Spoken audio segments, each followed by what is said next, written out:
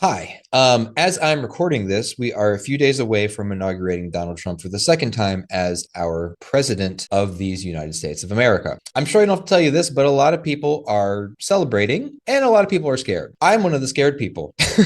Maybe not so much scared for myself, but scared for people that I care about. I teach college and I get to know my students pretty well. And I know students who, for example, are trans and are worried about what a second Trump administration will be for their own just safety and dignity, ability to get a job, etc. I know students who are immigrants, and even the documented students are afraid of what a second Trump administration might mean for them in terms of their status and in terms of even their ability to stay in the country that has been their home in some cases for their whole lives. Even if we just look at his first presidency and just look at his rhetoric and some of the things he's promising to do, I think we can unfortunately be pretty confident that his second presidency is going to introduce a lot of anti-democratic, authoritarian, anti-human, just rhetoric, policies, and just movements. And he'll probably be successful. Even people who supported Trump acknowledge that his first presidency did not accomplish that much in terms of actual legislation. The Trump agenda didn't get a whole lot done, and a lot of people, including people who support him, think he's going to be more successful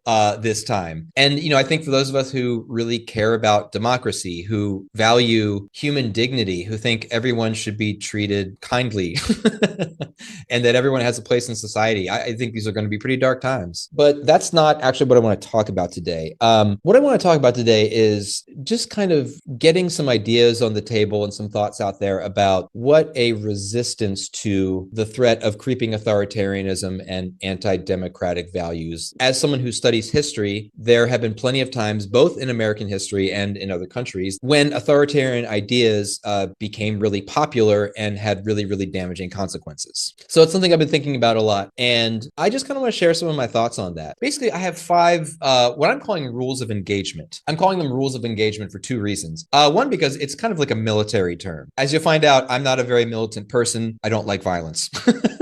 So I'm not using the term literally. I'm using the term because I really do think that people who love freedom and dignity and America's messy diversity and think that that's actually our strong suit, people who feel that way, I think, are going to have to fight for our way of life in a way that we did not have to with previous presidents. I'm also thinking about the word engagement in a more literal sense, like engaging people. There are a lot of people on all points in the political spectrum who think they don't have to talk to or interact or think about or even acknowledge the existence of people who don't agree with them. And I'm trying very hard not to be one of those people.